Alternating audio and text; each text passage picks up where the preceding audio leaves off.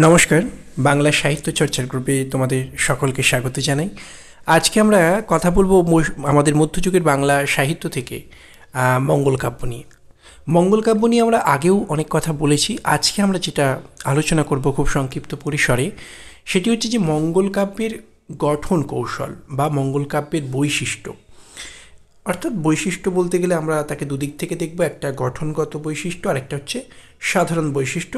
সামগ্রিকভাবে দেখতে গেলে এটা পুরোটাই আসলে রূপতাত্ত্বিক বা আঙ্গিকের আলোচনা। আমরা আজকে প্রথমে দেখে নেবার চেষ্টা করব একটি মঙ্গল কাব্য কীভাবে নির্মিত হয়, তার স্ট্রাকচারটা কীরকম বা কটি ভাগে থাকে, সেটা আজকে আগে বুঝে নেবার চেষ্টা করব, যাকে আমরা খুব সাধারণভাবে প্রথাগত দিক থেকে দেখতে গেলে আমরা বলতে পারি এটি হচ্ছে মঙ্গল কাব্যের সাধারণ গঠনগত বৈশিষ্ট্য বা আঙ্গিকগত বৈশিষ্ট্য। গঠনগত বৈশিষ্ট্যই আমরা ধরে নিতে পারি, অর্থাৎ কীভাবে একটা মঙ্গল কাব্যকে সাজানো হয়, নির্মাণ করা হয়।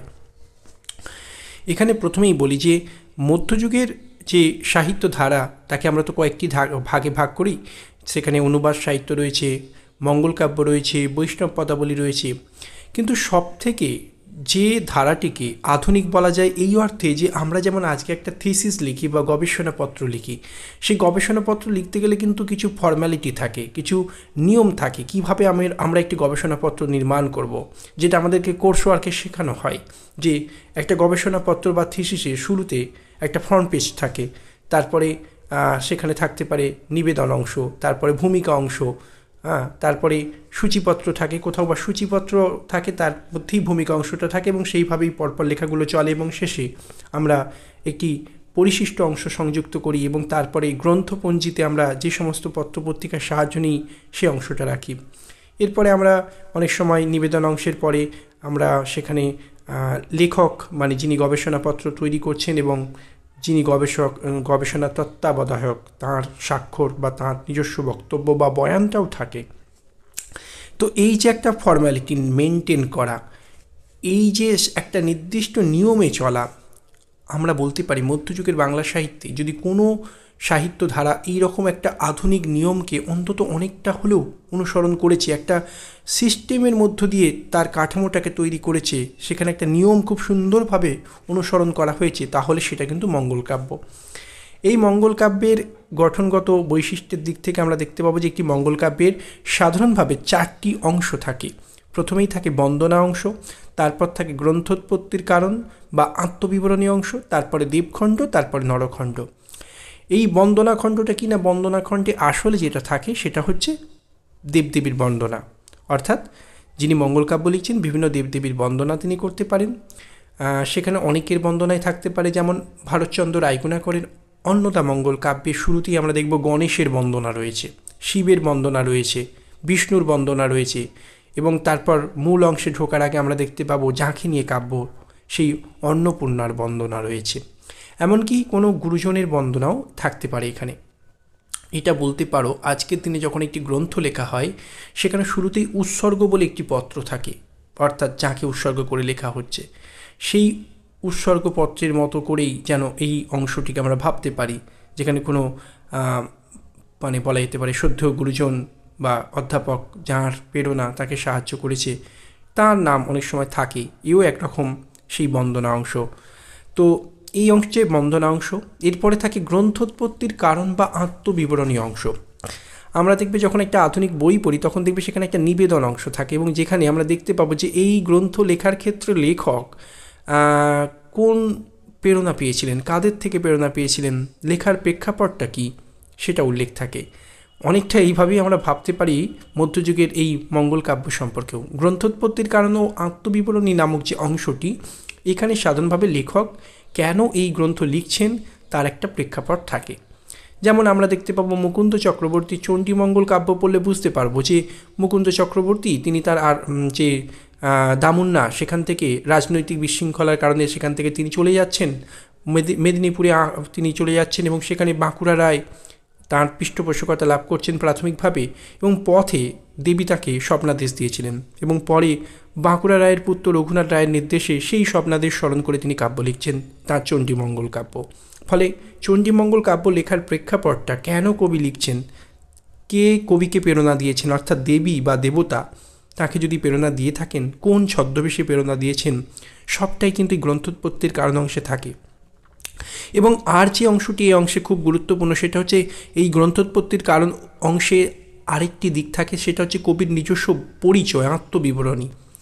এই আত্মবিবরণী অংশটি কিন্তু মধ্যযুগের মানে বলা যেতে পারে দেবদেবী কেন্দ্রিক যে অলৌকিকতা, যে আধ্যাত্মিকতা, সেই অলৌকিক আধ্যাত্মিকতার প্রেক্ষাপটে দাঁড়িয়েও বাস্তবের সমকালীন সময়ের ইতিহাস ও রাজনীতিকে বুঝে নেবার ক্ষেত্রে একটা বড় ভূমিকা পালন করে কিন্তু এই আত্মবিবরণী বা গ্রন্থোৎপত্তির কারণ অংশটি। যেমন আমরা যদি মুকুন্দ চক্রবর্তীরই চণ্ডীমঙ্গল পড়ি, তাহলে দেখতে পাবো যে কীভাবে দিহিদার মাহমুদ শরীফের অত্যাচার, সেই অত্যাচারে বাধ্য হয়ে কবিকে তার স্বভূমি ছাড়তে হচ্ছে। সেদিনের মুঘল যুগের সেই প্রেক্ষাপট, ইতিহাস, রাজনীতি, সব কিছুই আমরা সেই প্রেক্ষাপটটাকে কিন্তু এখানে উঠে আসতে দেখব। ফলে ইতিহাসগত দিক থেকে এই গ্রন্থোৎপত্তির কারণ অংশটির কিন্তু একটা বিরাট ভূমিকা রয়েছে। অর্থাৎ সমকালীন ইতিহাস ও রাজনীতিকে জানবার জন্যও কিন্তু এই গ্রন্থোৎপত্তির কারণ ও আত্মবিবরণী অংশের একটা প্রাসঙ্গিকতা রয়েছে। এরপর আছে দেবখণ্ড। দেবখণ্ড মানে এখানে প্রাথমিকভাবে আমরা দেখতে পাবো প্রত্যেকটা মঙ্গলকাব্যেই দেবখণ্ড অংশে শিব এবং পার্বতীর, মানে সতীর সঙ্গে শিবের বিবাহ, সতীর সঙ্গে শিবের দাম্পত্য জীবন, সতীর দেহত্যাগ, পার্বতীর সঙ্গে নতুন করে বিবাহ, এই অংশটা তো থাকেই। এবং থাকে যে দেবী বা দেবতা তাঁর পূজা প্রচার করতে চান, তিনি কোনো না কোনো স্বর্গের অপ্সরা বা দেবতা বা দেবীকে বা কোনো দেবপুত্রকে শাপ দিয়ে মর্তে পাঠিয়ে দেন, এবং তারপর তাদের যখনই মর্তে জন্ম হয় দেবীকে পূজা দেওয়ার জন্য, সেই মুহূর্ত থেকেই দেবখণ্ড ছেড়ে কাহিনী নরখণ্ডে প্রবেশ করে। যেমন আমরা দেবখণ্ডের বিষয় হিসাবে মুকুন্দ চক্রবর্তীর চণ্ডীমঙ্গল কাব্যে দেখতে পাবো যে সেখানে ইন্দ্রপুত্র নীলাম্বরকে সেখানে অভিশাপ দেওয়া হচ্ছে, তার পত্নী ছায়াও জন্মাচ্ছে। তারাই আমরা দেখতে পাবো যে চণ্ডীমঙ্গল কাব্যের আক্ষেটিক খণ্ডে বা ব্যাদ খণ্ডে তারাই কালকেতু এবং ফুল্লরা হয়ে জন্ম নিচ্ছে, কারণ তারা চণ্ডীর পূজা দেবে বা পূজা প্রচার করবে। এরপর যখনই তারা জন্ম নিচ্ছে তখনই কাহিনী প্রবেশ করছে নরখণ্ডে। এই নরখণ্ডটাই হচ্ছে কাহিনীর মূল অংশ বলতে পারি। ঠিক যেমনভাবে বলতে পারি একটি থিসিসের অনেকগুলো পার্ট থাকার পর যেখানে মূল বিষয় অংশ থাকে, যেখানে একজন গবেষক তার নিজস্ব দক্ষতাকে দেখান একটু নিজের মতো করে, আমরা বলতে পারি নরখণ্ডটা সেটাই, যেখানে ওই দেবী বা দেবতা যারা শাপভ্রষ্ট হয়ে মর্তে এলেন তাদের জীবনযাত্রা, তাদের অভাব দারিদ্র্য, শেষ পর্যন্ত দেবীর কৃপা লাভে তাদের সমস্ত অভাবের দূর হওয়া এবং দেবীর পূজা প্রচারের মধ্য দিয়ে তাদের আবার স্বর্গে ফিরে যাওয়া।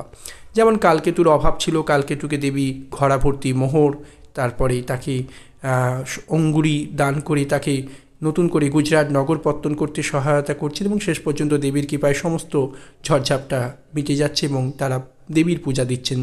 এই যে বিষয়গুলো, কিংবা মনসামঙ্গল কাব্যে আমরা দেখতে পাবো যে শেষ পর্যন্ত দেবী মনসার বাম হাতে হলেও পূজা দিচ্ছেন আমাদের চাঁদ সদাগর। তো এই যে অংশটা, এটাই হচ্ছে আমাদের নরখণ্ডের বিষয়, যেখানে কাহিনী দেবলোক ত্যাগ করে নরলোকে প্রবেশ করেছে।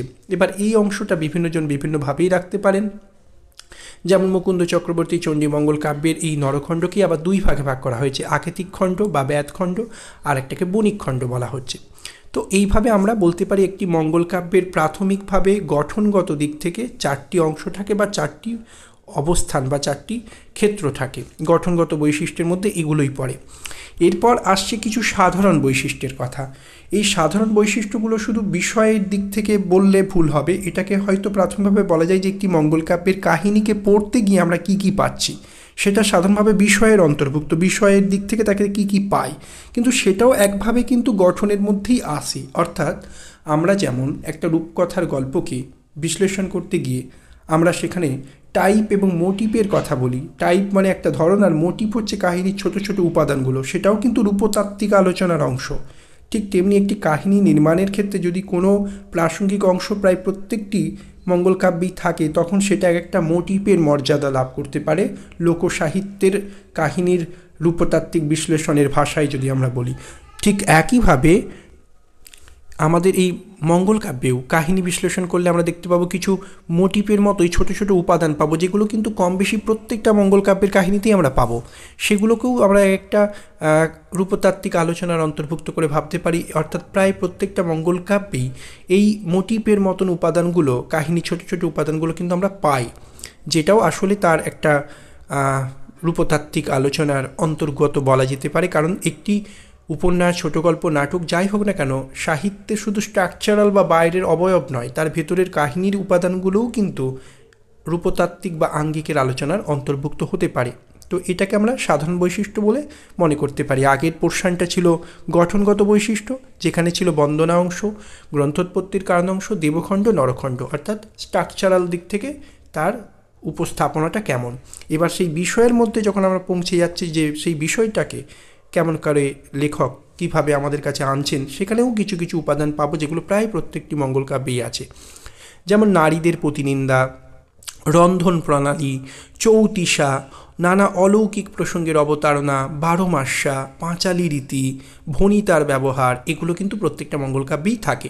ভণিতা মানে যেখানে কবি তাঁর নিজস্ব বক্তব্য রাখেন, একটা পদের শেষের দিকে তিনি তার নিজের মনের কথা বলতে থাকেন। যেমন শ্রী কবি কঙ্কন গায় মধুর সঙ্গীত, এই যে কবি কঙ্কন যে আসলে এই গান গাইছেন তার কথা এখানে প্রকাশ পেল। অর্থাৎ একটি পদের একেবারে শেষ দিকে যখন তিনি তার নিজের পরিচয় দেন যে এই পদটা আসলে কে লিখছে, সেই জায়গাটা। এরপর দেখা যাবে যে রন্ধন প্রণালীর থাকতে পারে নারীদের প্রতিনিন্দা, অর্থাৎ নারীদের প্রতিনিন্দা অংশটা বিশেষত আমরা দেখতে পাবো দেবখণ্ডেই মূলত থাকে, যেখানে শিবের বিবাহ সভায় যে শিবকে সকলে বুড়ো বলে মনে করছিল, সেই শিব যখন তার মোহন রূপ দেখাচ্ছেন, তখন উপস্থিত নারীরা নিজেদের বরের তুলনায় শিবকে অনেক বেশি উন্নত বলে মনে করে নিজেদের স্বামীদের নিন্দা করছে। এই নিন্দা অংশটা কিন্তু প্রতিটা মঙ্গল কাব্যেই কম বেশি থাকে। তারপরে নানা অলৌকিক প্রসঙ্গ থাকতে পারে। মঙ্গলকাব্য মধ্যযুগের সাহিত্য, দেবদেবীর মাহাত্ম্য প্রচারমূলক সাহিত্য, ফলে দেবদেবীর মাহাত্ম্য প্রচার করতে গিয়ে দেবদেবীর মাহাত্ম্য সূচক কিছু অলৌকিক কথাও থাকতে পারে। আমরা চণ্ডী মঙ্গল কাব্যে দেখতে পাবো কেমন করে সেই কমলে কামিনী, সেখানে গোটা হাতিকে গিলে খাওয়া, আবার তাকে উগলে দিচ্ছেন। এই সমস্ত প্রসঙ্গগুলো আমাদের কাছে অলৌকিকতার বার্তা নিয়ে আসে। এছাড়া মধ্যযুগের প্রত্যেকটা সাহিত্য গেয় সাহিত্য আসরে পরিবেশন করা হতো এবং তাকে পাঁচালীর মতো একটি বলা যেতে পারে বর্ণনাত্মক রীতিতে তাকে গাওয়া হতো। এই পাঁচালী রীতিটা কিন্তু মঙ্গল কাব্যের একটি অন্যতম দিক। আর সর্বোপরি যে কথা বলতে হয় যে সেখানে বিশেষভাবে ব্যবহৃত হয় সেটা হচ্ছে বারোমাস্যা, অর্থাৎ নায়িকা তার 12 মাসের দুঃখের কথা প্রকাশ করে, যেখানে তাকে বারোমাস্যা বলা হয়, যেটা প্রত্যেকটা মঙ্গল কাব্যে আছে। আমরা দেখব কালকেতুর ঘরে যখন দেবী ষোড়শী রূপিণীর বেশে হাজির হন, তখন তাকে বলা যেতে পারে নিজের স্বপত্নী ভেবে যখন আমাদের ফুল্লরা তাকে বাড়ি থেকে বিতাড়িত করতে চাইছেন, তখন তার 12 মাসের দুঃখের কথা বলে সে বোঝাতে চেষ্টা করছে সে খুব দুঃখে আছে। এরকম দুঃখের সংসারে তার মতো একটা উঁচু ঘরের মেয়ের থাকাটা মানায় না। নানাভাবে সে ইনিয়ে বিনিয়ে নিজে সুখে থাকলেও নিজের দুঃখের কথাকে বড় করে তুলে ধরে সে তার নারী মনস্তত্ত্ব থেকে, ঈর্ষা থেকে, সতীন আশঙ্কায় সে যেভাবে ষোড়শীকে তাড়ানোর জন্য নিজের 12 মাসের দুঃখের কথা কম বেশি বলে বোঝাবার চেষ্টা করছে, এই যে 12 মাসা, এটাও কিন্তু প্রত্যেকটা মঙ্গল কাব্যেই আমরা কম বেশি লক্ষ্য করি। তার মধ্যে উল্লেখযোগ্যই হচ্ছে ফুল্লরার 12 মাসা, যা চমৎকার নারী মনস্তত্ত্বের প্রকাশ ঘটায়। এভাবেই মঙ্গল কাব্যের গঠনগত বৈশিষ্ট্য আমরা আলোচনা করতে পারি, একটি স্ট্রাকচারাল বা তার নির্মাণ কৌশলগত দিক থেকে, আর একটি তার কাহিনী রূপতাত্ত্বিক বিশ্লেষণের দিক থেকে। এই দুই ভাগে ভাগ করতে পারি। সাধারণভাবে প্রথমটাকে আমরা বলি গঠনগত বৈশিষ্ট্য বা আঙ্গিকগত বৈশিষ্ট্য, আর দ্বিতীয়টাকে সাধারণভাবে আমরা বলে থাকি সাধারণ বৈশিষ্ট্য, কিন্তু পুরোটাই আসলে রূপতাত্ত্বিক আলোচনারই অন্তর্গত। আজকের আলোচনা এখানেই সমাপ্ত।